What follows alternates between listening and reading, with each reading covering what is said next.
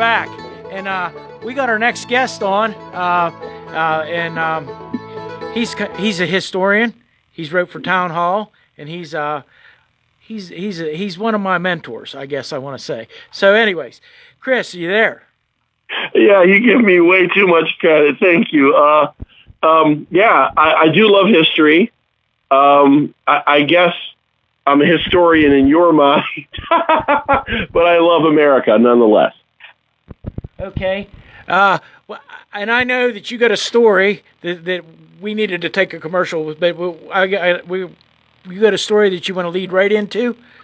Yeah. Go ahead. I'm sorry. We had Donald Trump do his speech about never give up, and there's a lot of people in our history that have never given up. But this is a very important story that me and you've discussed over different times, and a lot of people don't realize it because the man you're going to speak about, he sacrificed his body and just about his whole family and everything else to help make America. Yeah, there's no doubt. I have the most admiration for a guy by the name of Daniel Boone. And the scripture that jumps out in my mind when I think of the way Daniel Boone lived his life is there's one in the Old Testament. I believe it's in the book of Micah. It says, "Seek justice, love mercy, walk humbly with your God." And I believe that that's what he did. He sought justice, but he also showed mercy. Here's what I mean. Daniel Boone was a pioneer and a frontiersman, and he is the first American colonist to venture past the Appalachian Mountains and put together I guess you'd call it a settlement. The reason for that is the British Empire, the king, of course, that monarchy, they ordered the American colonists not to go any farther than the Appalachian Mountains. They were not to move any farther west than the Appalachian Mountains. But Daniel Boone didn't listen to the king. At this point, things had started boiling over, and they stopped respecting the king. By this point, what was known as the Boston Massacre occurred, where some British officers shot and killed unarmed Americans. Granted, this is in Massachusetts. They granted some of those colonists threw rocks at the British, but they were unarmed. They didn't have any weapons or guns, and they were gunned down. And so this kind of all started boiling over. So Boone goes to what is known as Kentucky now, and he lands in an area actually near Lexington, Kentucky. And he does this early April of 1775. In about 2 weeks after Boone sets up his settlement in the Kentucky area near Lexington, Kentucky, another Lexington, Massachusetts, sees the first battle of the Revolution in Lexington, and then a few days later in Concord, Massachusetts. So it's kind of interesting. From one Lexington, Kentucky, to the other Lexington, Massachusetts, we see something very significant happen. And do you remember what happened after Boone set up his settlement there near Lexington, Kentucky? Yeah. The Shawnee appeared. Yeah, what happened was his son was tortured and killed by the Native American tribe there. I believe it was the Shawnee. I can't confirm that, but the Shawnee had a big hand in what happened to him later. So he's there in Lexington, so aware of the fact that his son had been tortured and killed by the Native American tribe. I assume it was the Shawnee because that was their territory. This time they kidnapped his 14-year-old daughter. Now, I get that Native Americans felt that, the colonies expanding westward was a threat to their land. I mean, there's an argument for both for the European settlers, why they were doing this. They were trying to get away from the oppression of the king. So that's why they were moving more west. And I get the Native Americans also were offended that they were moving in on their land. I get that. But you got to believe there's something wrong with kidnapping some dude's 14-year-old daughter. Come on now, right? You're exactly right. Yeah, I don't care what ethnicity, what race, what religion. You don't kidnap a guy's 14-year-old daughter after already killing that same guy's son. So this time he put together a raiding party at night. They went in, they extracted his daughter, her 14-year-old daughter. Her name was Jemima, of all names, and pulled her back into their fort. They had this big fort, and it was built very strong, and they had about 60 to 70 of these guys and their families. So Boone's wife, his daughter, his little son, I think his son's name was Israel, they were all there. And the one son, I said, also had died. And so here's what happens. They stayed within the fort because they didn't want to go outside the fort because of what happened to his son and daughter. But after a while, they ran out of food. They had to live off the land. And so they shot animals and, skinned them and cooked them, right? Game, basically. And you know how back then there was no refrigeration.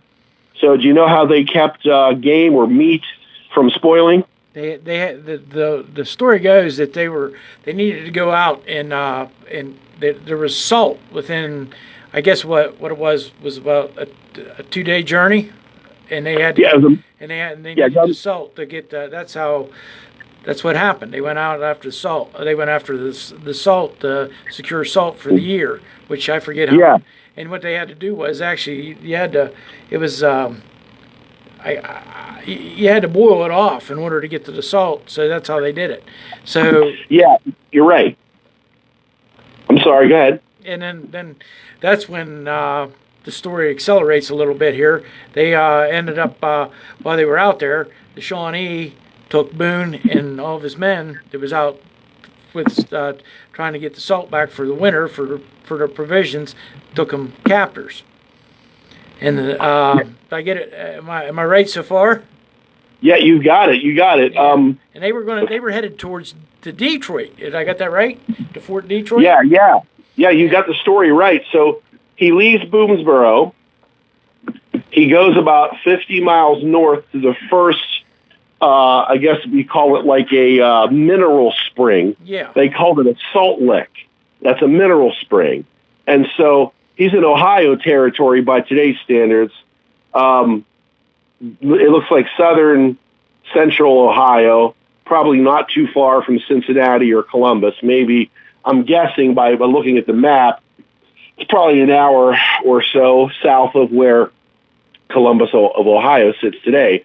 So he gets into the Ohio territory, like you said, gets into the Salt Lick, but the winter was coming. So this is the fall of 1775 now, and they need to get an enormous amount of salt to get through the winter.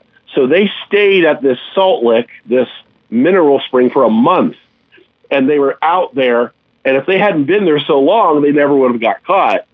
But they were there for more than a month, and so finally the Shawnee saw them and captured them and marched them to Detroit. Fort Detroit was a British fort. And what happened was the British Empire had built kind of an agreement with the Native American, the Shawnee, and said, look, if you fight with us to push back these settlers in Kentucky and push them out of there, we'll give you all of Kentucky, give you all the land. If you fight to stop these English settlers who've crossed the Appalachians into Kentucky, we'll give you the guns, the weapons, and we'll give you the land back. Well, come on now. Between you and I, you know the history of the English and the British Empire. Do you really think they would have given the Native Americans their home back? Absolutely not. No. That was just a ruse. But from the Native Americans' perspective, you can't blame them. They're like, look, these guys are encroaching on our land. We got a 50-50 shot here. We can get them off our land. And the British are going to give us rifles. The Shawnee had never used rifles before. And so this is important because having used rifles for the first time, remember, these are the muskets. You put the gunpowder in the rifle, and then you get a rod and you jam it in there. You had to be a pretty darn good shot. It wasn't as easy as it is today fire a bullet. You had to really be a good shot with these muskets. Well, they had never used muskets before, so this is important to what comes later. So they get captured, and Boone goes to the officer, the British officer. He says, "Look, we're not military. We're not the militia. We're not soldiers. Okay, we're just living out in the country. We're catching game. Okay, we're living off the land, and we're selling the furs and making money. That's all we're doing. Leave us alone." And he said, "What's your name?" And my name is Daniel Boone. He said, "Oh, you're the guy that runs Boonesboro." He said, "Yes." He said, "The British Army and the Shawnee, we're going down to Boonesboro, and we're going to say either surrender or we're going to kill everybody." He's like, "My wife and my kids are there, man. Come on." And so the British officer said, "I have my orders." So now Boone knows he's got to do something. He's more than 100 miles north of his home. So Boonesboro is near Lexington, Kentucky. The mineral spring is somewhere in southern Ohio. And now Boone is all the way in Detroit. And so he has to make his way back 100 miles or more to save his family. And how's he going to do this? So they start the journey. The Shawnee tribe and the British start the journey all the way down to Boonesboro to take it over. So Boone escapes, okay, and then has to walk barefoot over. Yes, yeah, because he took his shoes. Yeah, I'm sorry. They took his shoes because they didn't want him to escape, so he walked barefooted. Or he ran, I guess, barefooted for 3 days, 3.5 days to get back to Boonesboro. It was actually 4, but you're close. Yeah, they took his shoes thinking that would prevent him from escaping.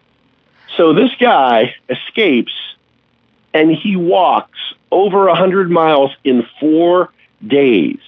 So Daniel Boone, it's like doing 4 marathons, one a day for 4 days. And he gets back completely exhausted to this fort in Kentucky near Lexington. This is near the Kentucky River. And he says, the British are sending the Shawnee to wipe us out. They wanted to use me to negotiate a surrender, and I escaped. We got to pack up and get everything and get ready for a fight. So think about this. He gets kidnapped. He goes to Detroit. His guys are all kidnapped as well. He's the only guy that escapes from the British. Some of his men are sold by the Shawnee to the British to fight for the British Army against their will. The Shawnee would get $100 per man that they would sell. Then they the Shawnee beat the snot out of Boone's people. Did you know what the gauntlet was? Yes. It was about like 50 guys on one side, 15 on the other. They're all the Shawnee, and you had to walk through there and prove your strength, and they would just beat on you with clubs and punch you and kick you, and they had the bones of animals they used as clubs. They beat you, and Boone was the only one to have survived the gauntlet, and I guess the chief was so impressed with Boone's strength that he decided to call off the gauntlet for the rest of Boone's people, because Boone was that tough. I mean, think about that, right? So he survives the gauntlet, then he walks over 100 miles in 4 days. And my goodness, man, they said the skin was falling off his feet. How amazing is this, right? And then they fight the Shawnee for 10 days straight, and they hold them off. There were only about 60 of these men, Boone and his men, in this fort, and there were over 400 Shawnee. But the advantage that Boone has is they had a very strong, fortified fort, and they knew how to use rifles. The Shawnee had never used rifles before, so obviously they were a better shot, Boone and his people. And over the next 10 days, they just kept pushing back and fighting. And so once and for all, the chief, what was the chief's name? Black something. Do you remember what his name was? I don't remember now. No, I don't. I wish you would have. It wasn't Black Hawk or Blackfoot. I can't get his name. Yeah. Yeah, it wasn't Blackbird. I can't remember. He what he did was when they couldn't take the fort by rushing it with their newly obtained rifles and shooting at them, they decided to set the place on fire. They got their arrows, lit them on fire, and fired at the fort. And the fort started catching on fire, and it looked like they were doomed, that Boone and his people were doomed, his wife, his daughter, and his friends. And do you remember what happened? About the time the fort started to catch on fire, there was divine intervention. It started to rain. Out of nowhere comes rain, and it rains right on their fort. And then what happened was the Shawnee seen that after 10 days of siege and then it rained, that they would have to give up. They gave up. Yeah. And they walked away. Yeah. Yeah, I'm sorry, go ahead. Yeah. Oh, the Shawnee's leader was Blackfish, by the way. Blackfish. Yeah. I was thinking Blackfoot or Black Hawk. Yeah, Blackfish. Yeah. And he actually had respect for Boone. So yes. So the rain came out of nowhere, puts the fire out. Yeah. And they knew that. And Blackfish. Yeah, sorry? And they knew that by then that they weren't going to be able to get inside the fort, so that's why they gave up and they left. Yeah. Now, some people would say that's a coincidence, and it could have been, but then when you see in our history several other events happen just like that, you begin to wonder if there wasn't divine intervention. So this is in 1775. This all happens. This was crucial because if Boonesborough and Boone fail, the British would have been strengthened, and they could have attacked the colonial army from the northwest. Yes. And wiped them out. But with Boone surviving and more settlers going in there, they couldn't attack the colonials from the west because those settlers had weapons and would fight back. So the settlers worked as a buffer against the British attacking the colonial army. And so that was huge in saving them. The other thing that happened was once the colonial Americans found out that the British gave rifles to the Shawnee and told them to be our enemies, they were livid, because many of these settlers were trying to have a peace with the Native Americans, and the British Empire, the British Army, turned the Native Americans west of Appalachia into the colonial's enemy, and they didn't want to be their enemies. So what that did is it made many colonials who were on the fence, who weren't sure if they should turn against King George, it made them so irate they did.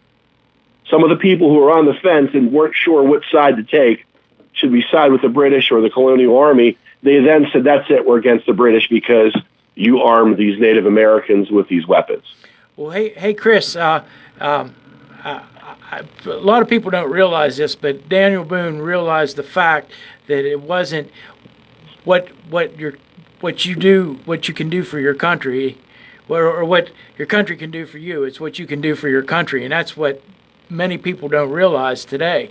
I mean, he gave. And Larry, I know you feel. I mean, Larry's sitting here. He's shaking his head up and down because people can't see that on the radio. But yeah, I mean, this is a big. This was a major battle. It wasn't the first battle actually that was won in the Revolutionary War but he kept the British from coming down from Detroit and coming in the back door to the eastern part of the country, and that would have been devastating for at the time, because we hadn't gathered our people up yet. We were still in the process of getting ready to fight. Yeah, they could have wiped out a significant portion of the militia in the Virginia area before they had even formed or organized. But once Boone was successful and Boonesborough was successful, more settlers came in, and those settlers formed like a barrier against the British and the Shawnee attacking the colonial army. Because if they had tried to do this, if they had come through Detroit and tried to move through Kentucky to attack the colonial army and the militia, these settlers would have risen up and fought back. Yes. And so that saved basically Boone, and his success in this settlement saved the American military from being wiped out before they even got started. Yep. Hey, Chris, we're going to have to take a break. We'll talk to you right after the break, okay? Sounds good. And we're back. And Larry, do you have anything to add to that? It was very similar to a story that Chris and I spoke about while you were out there on the campaign trail, and it was like he had mentioned there towards the end that there are some similarities in our history where there's been some grand intervention of some kind. But Chris, you know what I'm talking about, where the fog came and separated Washington's troops from getting slaughtered. That was oh yeah, it was the rain. Yeah, you're correct. Here's what happened. Let me start with the Revolutionary War and then move into 1812. Another thing that happened that was nothing short of miraculous, that also happened during the Revolution, was one of the first battles. I believe it was the Battle of Brooklyn Heights. The Washington and his army were outmanned and outgunned 3-1, maybe 4-1, and they were cornered. The British army was charging at them, and behind them was the river. I want to say it's the Hudson River, but I can't be sure. And they were stuck. And what happened was, in the middle of a hot, muggy day like today, about 90 degrees, out of nowhere comes a fog. And the British stopped and waited for the fog to clear. And that fog, which came out of nowhere on a hot day, that doesn't make sense, right? Having a fog on a hot 90-degree muggy day. Out of nowhere, this fog appears. They're behind the fog, waiting for it to clear. And when the fog clears, Washington and his army got on boats and sailed away. And they were saved. If they had been wiped out, that would have been the end of the war. So again, something miraculous, if you want to call it that. Another example was Valley Forge. George Washington was praying in the snow. And I don't like to get all kooky and mystical because, sometimes people make claims about God that aren't real. But in this case, Washington's officers were there, and they say this happened. So you have to decide for yourself if you believe this happened. While Washington was praying, his officers said an angel appeared to George Washington and told him that millions of lives yet to be born are counting on you to win this battle. Don't give up. And then getting back to what Larry said, in the War of 1812, when the British attacked again, they set the Capitol building in D.C. on fire. And back then, it was made of wood. It wasn't made of stone the way it is today. And when they set it on fire, there was no way to put it out. And at that time, the dome was not yet on top of the Capitol.